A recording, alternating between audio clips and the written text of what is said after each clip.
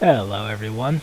I wanted to do another reaction video on this one video I saw. This is a video of a a Catholic bishop talking at the ARC conference, which is a I guess not particularly religious. They have some atheists talk, some secular liberal atheists talking there. I don't know how. I think there were some Islamic people maybe talking there. Um, Protestants, Catholics. There was an Eastern Orthodox guy talking there. There were some guys who are uh, sort of philosophical adherents of Socrates and the Greek Socratic sort of logical tradition talking there. Phenomenologists, Jungians, lots of different types of people. So this is by no means a Christian thing or a Catholic thing. It is more, I guess, Christian or Catholic friendly, and a bunch friendly to a bunch of other belief systems too. This conference was, I believe, designed to propose an alternative view of the world to people like Klaus Schwab, the WEF, the sort of like Frankfurt School of Social Theory level, like post-communist, post-Leninist type of people who are trying to basically doctor evil their way onto the world stage. This is an alternative narrative, which I guess is the first step to stopping people like that who want to sort of make us all eat bugs and exercise a certain level of authoritarian control over the population that they certainly do not deserve. And this was an interesting talk that I thought I would react to as a polytheistic person.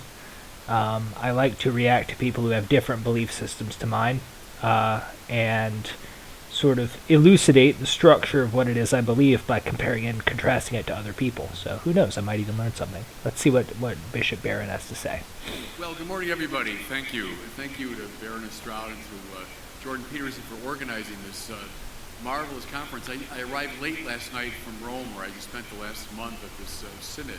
So just got here this morning, and I've been taking in with great joy this gathering. I felt right at home when I came in. There's Martin Luther King back there, one of my great heroes. But then someone pointed out to me another great hero of mine over here, Bob Dylan. Anyone that's followed my work knows that I've been relying on him for a long time. I find that to be an incredibly interesting start to the talk. One of the first things that I really heard him say that stood out to me was that there is this organized month-long conference in Rome that he attended. This is a guy from the United States, from I believe New York, and part of me just wishes that there were more classical polytheistic organizations that had that same level of structural hierarchy as the Catholic Church had. I mean, I know there used to be organizations like that, different temples and cults and whatnot, but I find it incredibly powerful that you can have a religious organization with that much global influence. It's just something I've always been somewhat envious of. So anyway, moving forward. Oh, and the Bob Dylan thing is incredibly interesting, because the first person he points to is this like liberation Protestant American African American preacher, Martin Luther King, who is really, influential in the civil rights movement. And then he points to like this hippie Bob Dylan, who is, I believe, just generally a secular sort of, anti-Vietnam, like Cold War kid type of dude. And I find that to be incredibly interesting, because those two people, it's not obvious what they have in common other than a general penchant for a certain type of liberty.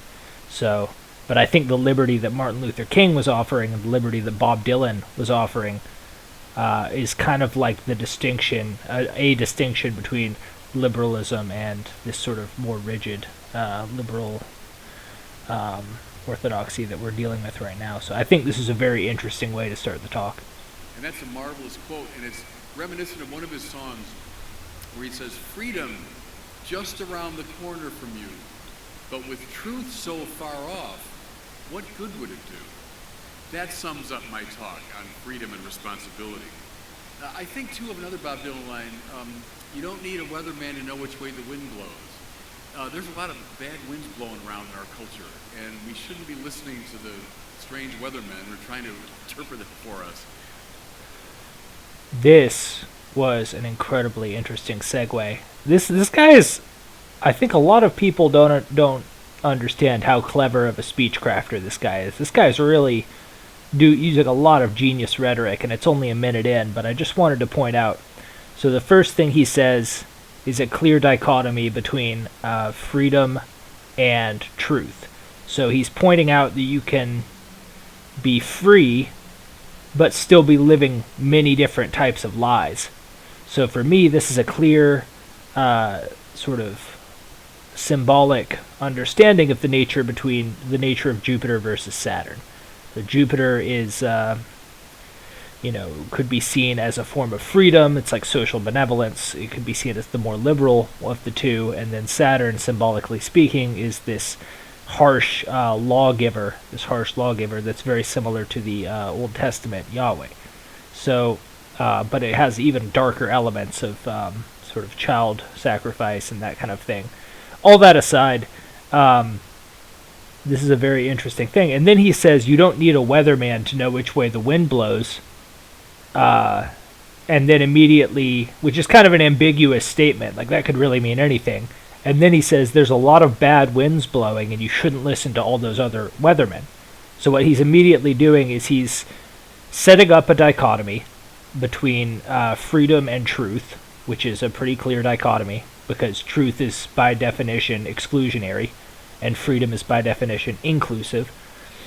And and then he immediately sets himself up as the synthesis of those two things by using this ambiguous statement, you don't need a weatherman to know which way the wind blows, and then setting himself in the middle of that opposition and saying, well, I can be your weatherman.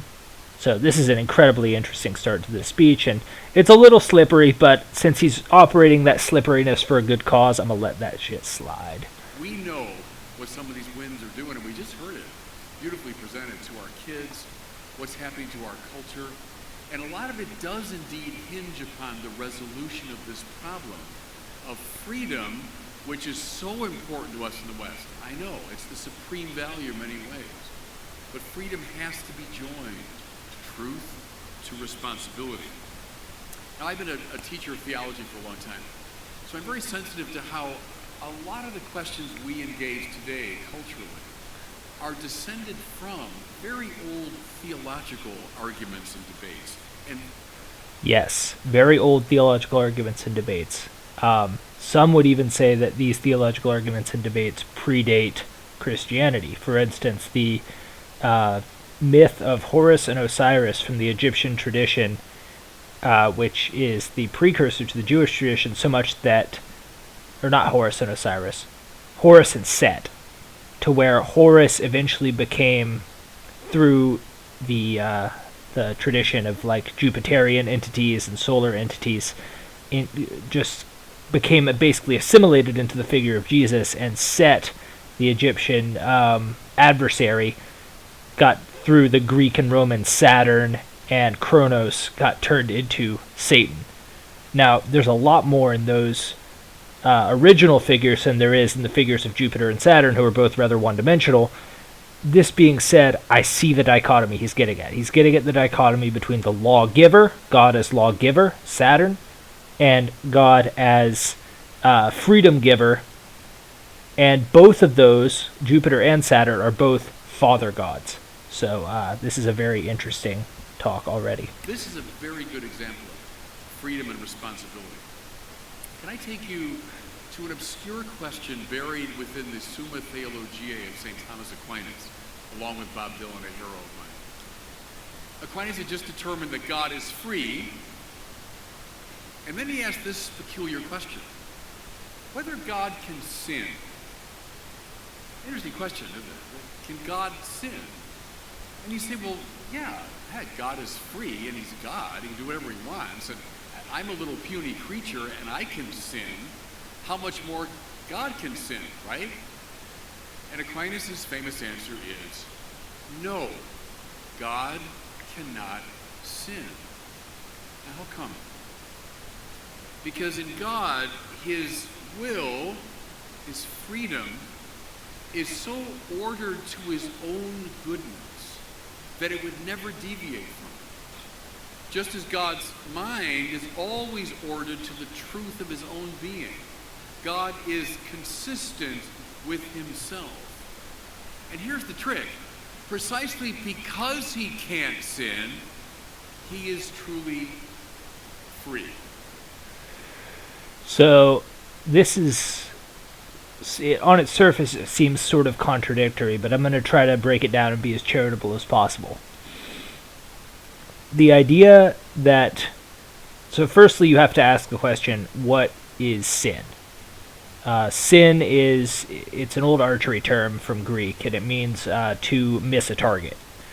So when you're sinning, what you're doing is you are, there's a goal in mind, and you are not meeting that goal. So by not meeting the goal, I understand where he's coming from in a monotheistic sense. If there is only one actor in the entire universe, then that actor and the target of his action are actually the same thing. So by definition, in a monotheistic world, God can't sin, because that's like saying the arrow will not hit the target when the arrow is by definition already the target. It's already inside the target. The target and the arrow are one. There's no difference between the target and the arrow.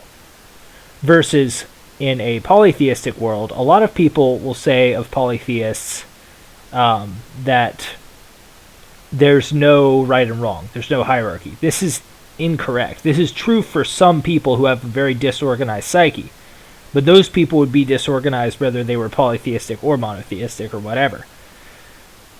In polytheism, an incorrect action is applying the wrong force in the wrong circumstance. So let's say that there's a circumstance like war. Now, war is a very touchy topic. There's always two sides to a war. War can be philosophically difficult to figure out who's the good guy, who's the bad guy. Mostly both people are good, and both people have bad attributes as well. And, when you're in a war zone, being a warrior is justified. Acting in the spirit of Ares, if you are in a war zone, or Mars, or whichever war god you're, it's irrelevant. It's all the same thing. So acting in the spirit of war, when you're in a war zone, I think most people, including Christians, would say is justified, because you're defending your country, you're defending your home. Even if your country is maybe in the wrong, at least you're being patriotic and you're dying for something you believe in, and that's enough, I suppose. It would be enough for most people. I don't think most people would fault a soldier for fighting in a war, even if the war might be unjustified. There's some gray area there, but it's justified. Now, if you're a soldier in a kitchen, and let's assume it's not like a Gordon Ramsay kitchen, let's assume it's like your home kitchen, and all of a sudden you break out the soldier archetype that exists inside everybody, that would be a sin, a polytheistic sin, because using the term sin in a slightly different way, because you're using the wrong force, you're applying the wrong force in the wrong situation. Now, this is definitely a dichotomy of freedom and responsibility, because you have the freedom to do pretty much anything you want in any circumstance. You're in the kitchen, hell, why not bust out the kitchen knife and be a warrior, Show those people who's boss. But obviously, that's on its face absurd. And I think most people would argue a sin. So there is definitely a space for sinning inside of polytheism. And the question of can God sin, it's, the person who's using the aspect, who's invoking Mars in the wrong situation, or invoking some other entity in the wrong situation, that person is going to have a negative consequence that comes back at them. And because they're basically breaking, quote-unquote, the law. But to talk about sin in a monotheistic sense coming from the entity, It's like Mars doesn't care whether you're in a kitchen or in a, in a battle zone. You care, and other people care, and you're going to be judged for doing the wrong thing at the wrong time. So that's definitely my take on this. It's still very, very interesting coming at this from a monotheistic versus a polytheistic perspective and hearing his takes. It's very interesting. Okay, that's Thomas Aquinas. Now, just go a couple of generations later, another strain of theology emerges that puts a great stress on God's power.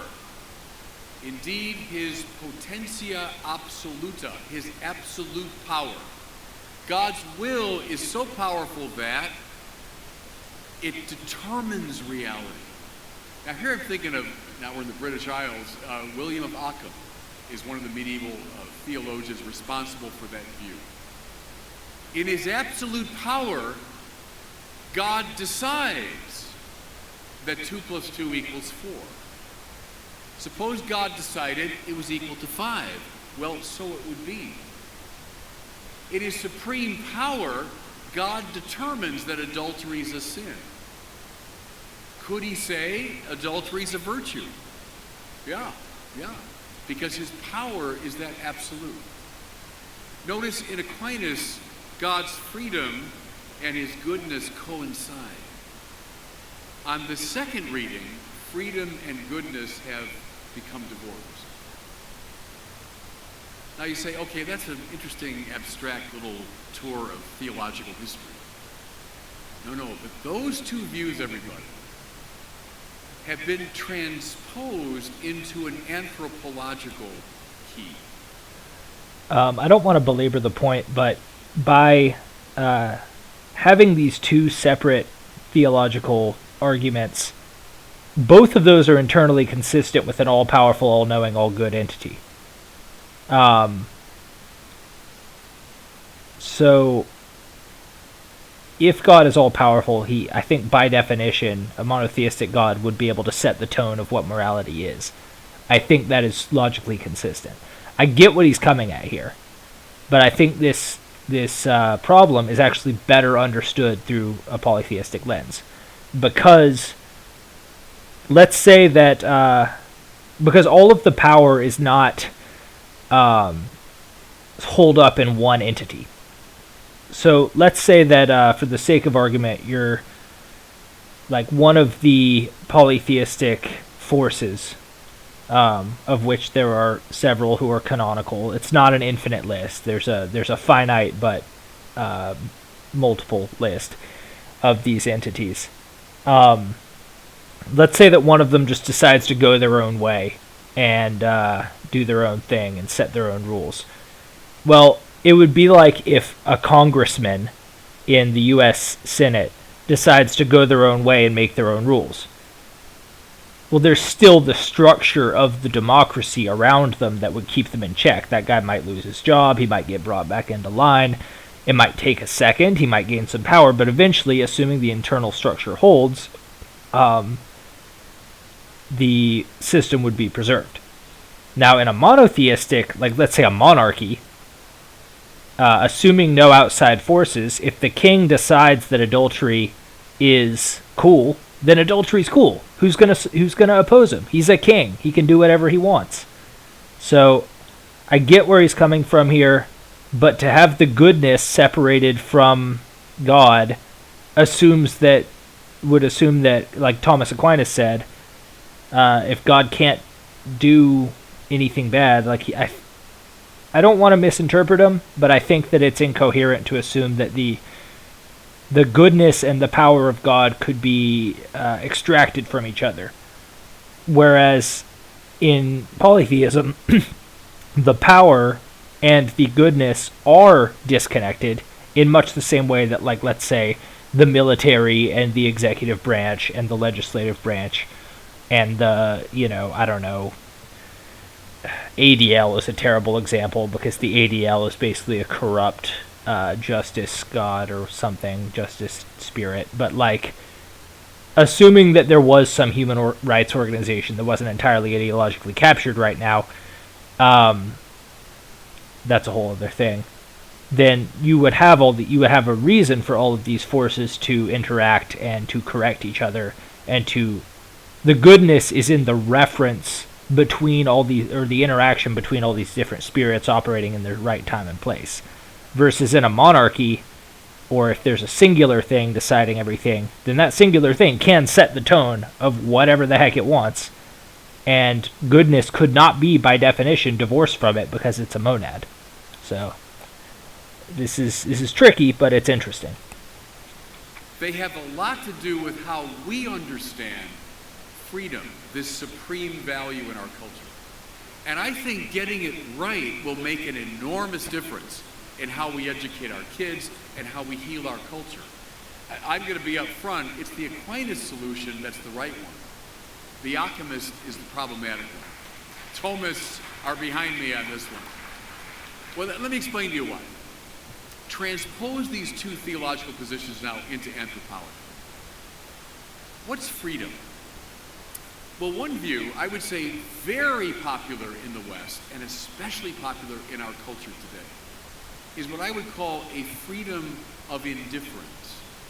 That means that the free will hovers above the yes and the no. Option A, option B. And on the basis of no constraints, internal or external, makes a choice. I decide. I decide in a sovereign freedom that I will do this or that. That, what he just described, is, by definition, if you read like Julius Evola talking about the alchemical tradition, this is Jupiter uncoupled from Saturn. This is the symbolism of it. And I'm not talking about the planets, although the planets have their own relevance, and I might make a video on that at some point. But the symbol of Jupiter is exactly what he just described. Is the spirit of choice, of freedom, hovering over both sides of a dialectic and just arbitrarily choosing one. It's Saturn that says no. Jupiter says yes. So having Jupiter without Saturn, which is like, Jesus is a Jupiterian entity. And because we've demonized Saturn, we've demonized the ability to say no. We've demonized the devil. Saturn is Set, Saturn, and Satan are all etymological cousins. They're all the same entity. But because Saturn is the bad guy, and not a necessarily unpleasant part of reality, in most people's eyes, and Saturn is responsible for negation and saying no, and these constraints, these rules of reality, right now in the West, since we are like solar and Jupiterian worshippers, we are basically that choice hovering in indifference and without any values, any of these hard values to say no, not that, yes, this. So because we are boundaryless people, we do not accept boundaries. We have demonized boundaries. We are in this predicament. And I think he's nailing this from a Christian perspective, which is incredibly interesting. I don't know where he's getting this from. That I will be this or that. That this or that is true. And only when I come to that point am I truly free. Freedom of indifference. Notice here the stress is on self-creation. It's freedom from external constraint so as to find freedom for self-expression. Now, does this sound familiar? I mean, it should. It's just in the air we breathe in our culture. It's the anthropological version of William of Occam's view of God's freedom, right? Sheer sovereignty that creates reality. Notice on that reading, too, the law is a kind of enemy of freedom. It's at best accepted as a necessary evil, like, traffic laws. Because, look, I'd love it if there were no traffic lights and all that, but I know to, solve traffic problems, we need these laws. Man, it's like everything I'm saying is just coming true right now. It's, a necessary evil. We don't demonize boundaries, don't demonize constraints, embrace freedom. He's nailing the dialectic between Jupiter and Saturn over and over in different ways. Like Yeah, this is like right out of Julius Evola in the Hermetic tradition, talking about the dualism of Jupiter and Saturn. It's incredibly fascinating to see him come at this from a monotheistic perspective. But I kind of prefer if we didn't have laws, at best a necessary evil.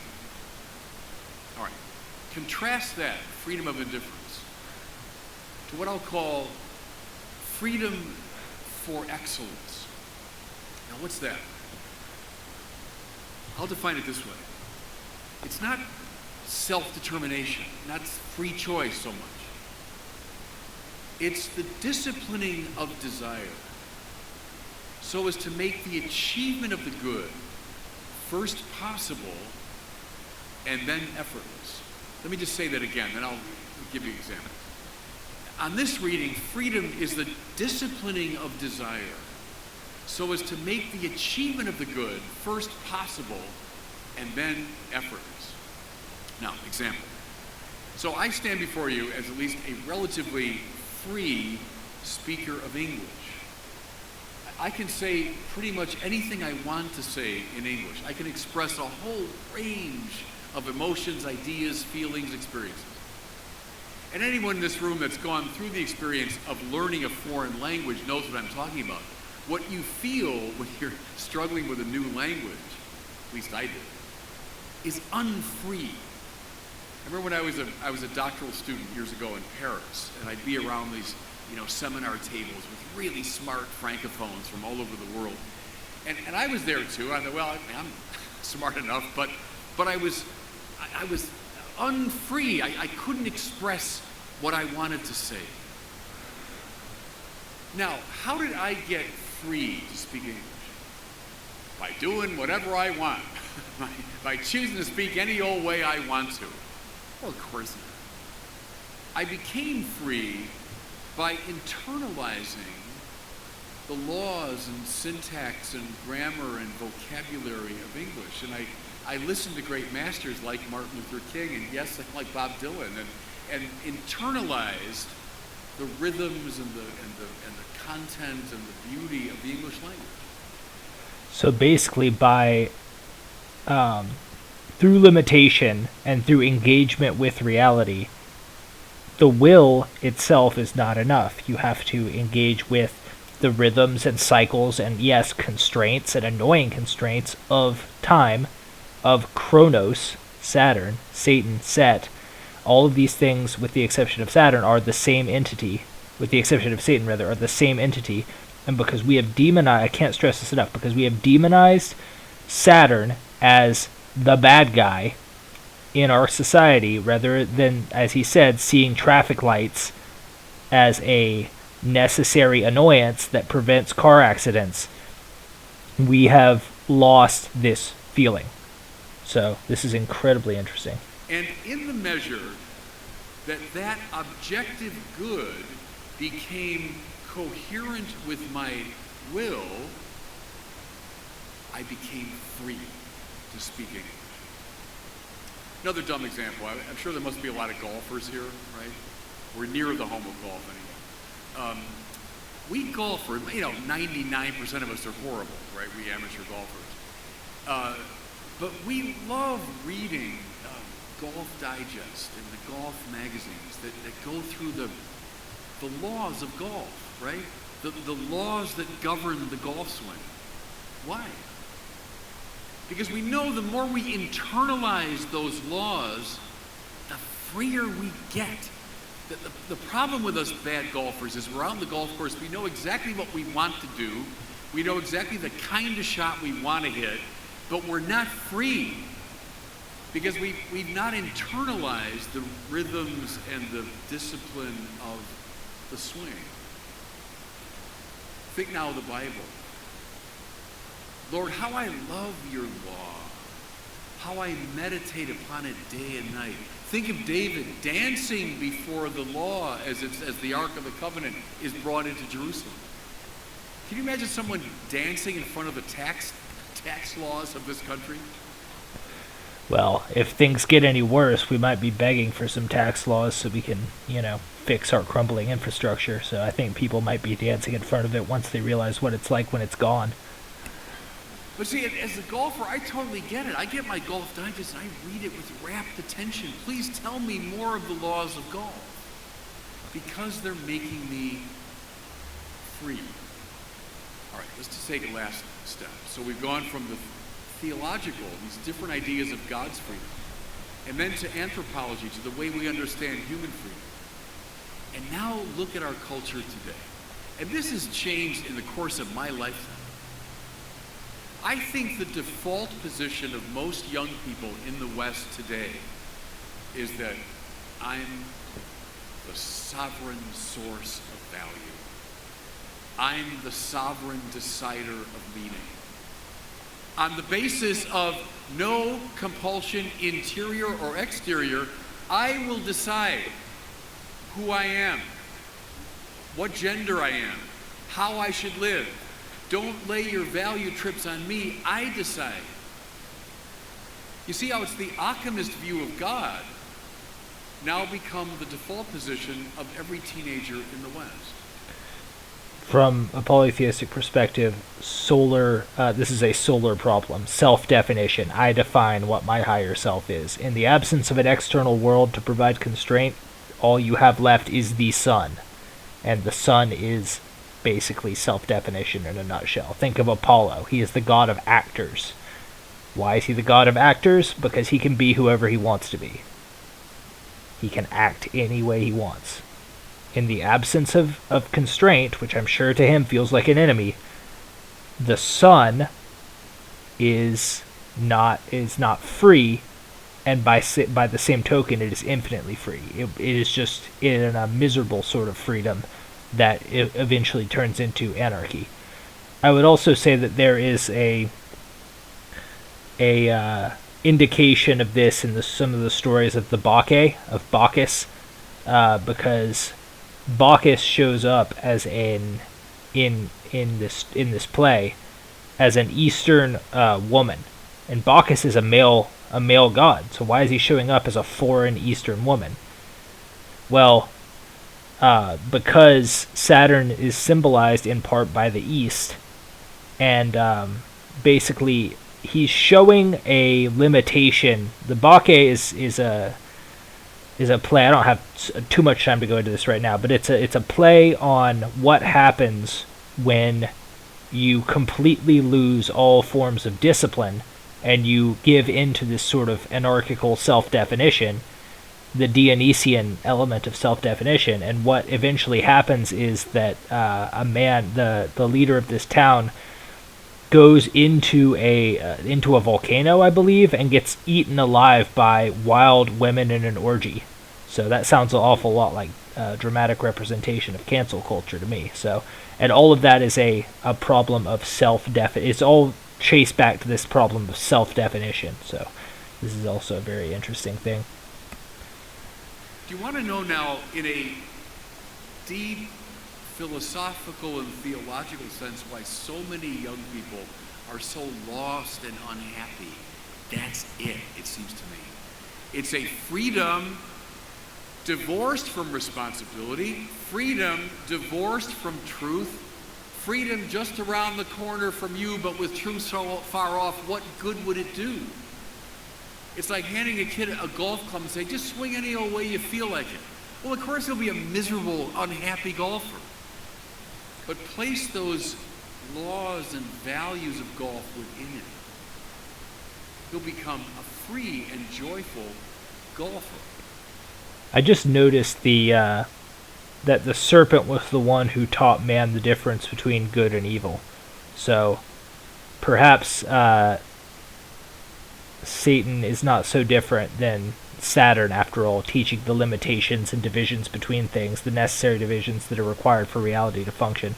I'm not sure what a Christian theologian's take on that would be, but, the lawgiver as the one who tells you the difference between good and evil, that seems about right.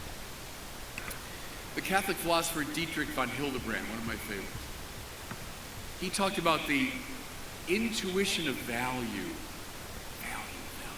What's that? It's something that's objective. It's outside of the little boring, well-lighted space of my own subjectivity. It's when you hear, Beethoven's Seventh Symphony for the first time, and you're lifted up out of yourself. It's when you hear about the moral heroism of Maximilian Kolbe, and you're challenged to the root of your being.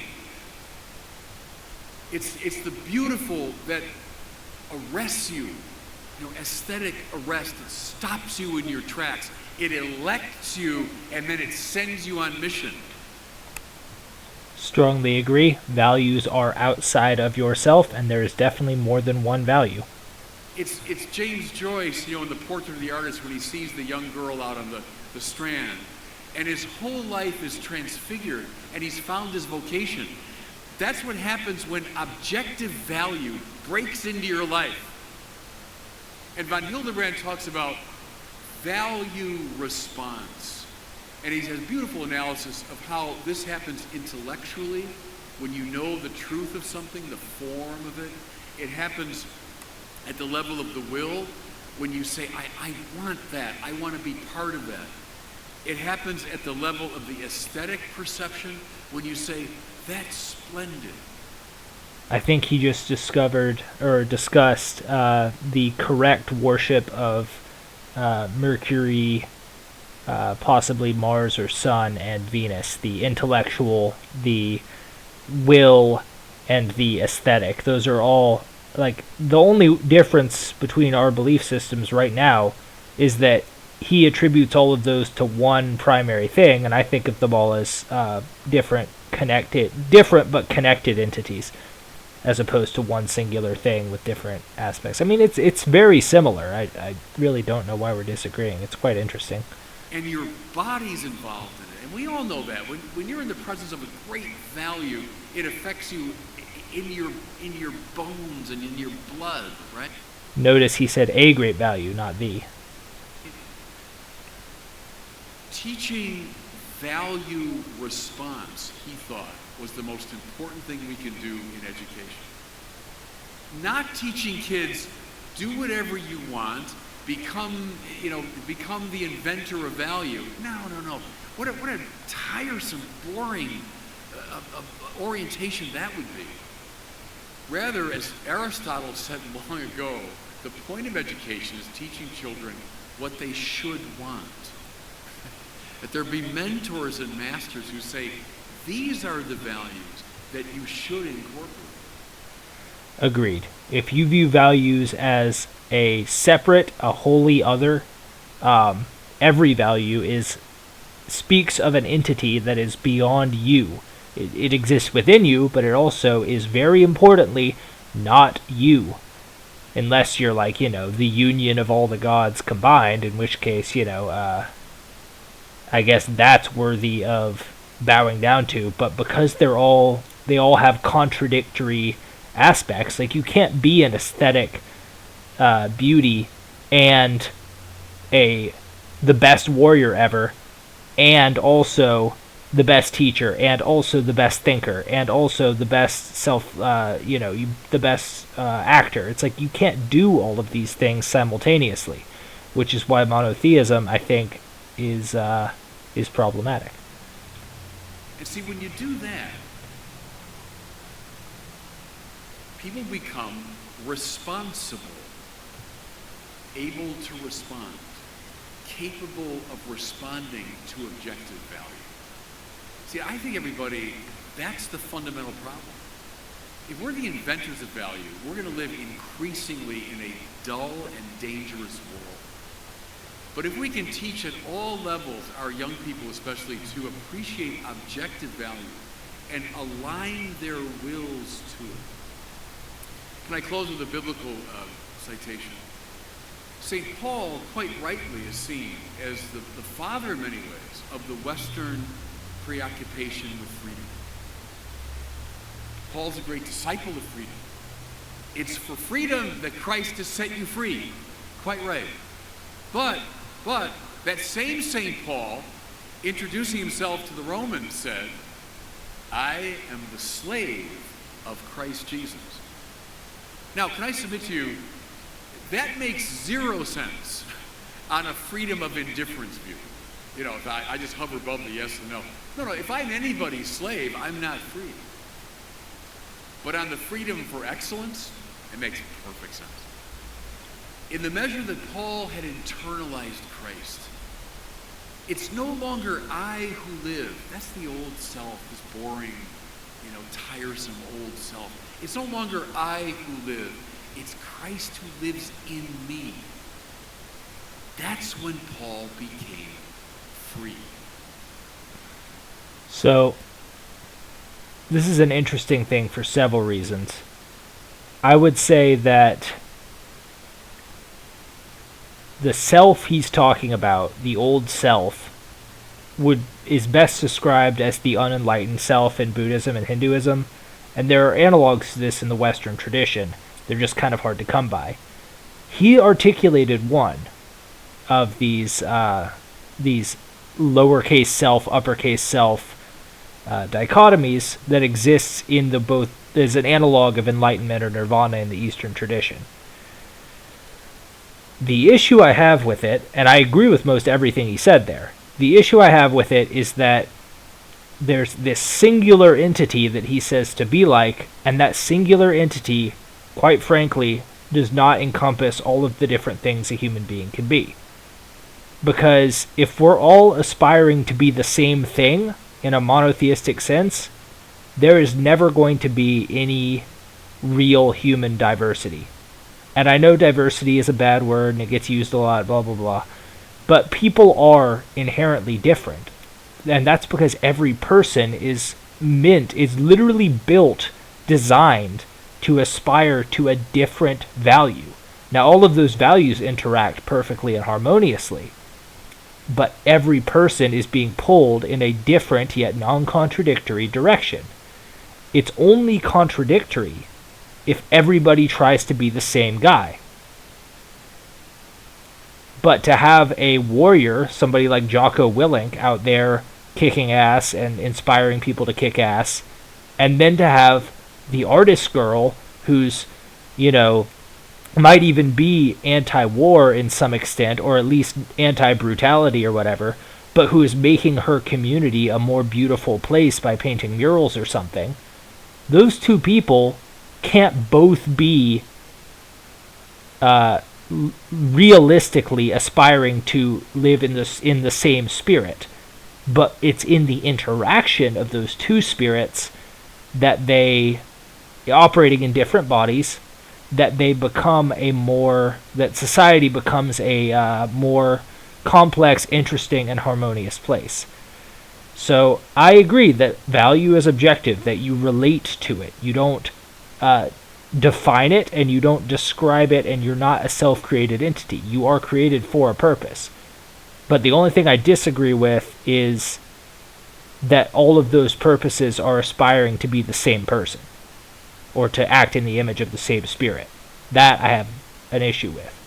But all in all, this was an incredibly interesting talk, and I got a lot out of it, and I hope you got a lot out of my analysis, and I hope you have been turned on to ARC as hopefully the philosophical future of the world, because it's a lot, whatever disagreements I have with this guy, it's a lot better than eating bugs and living in a pod with Klaus Schwab after the Great Reset. So anyway, I hope you found this enlightening, and I will see you in the next video. Bye-bye.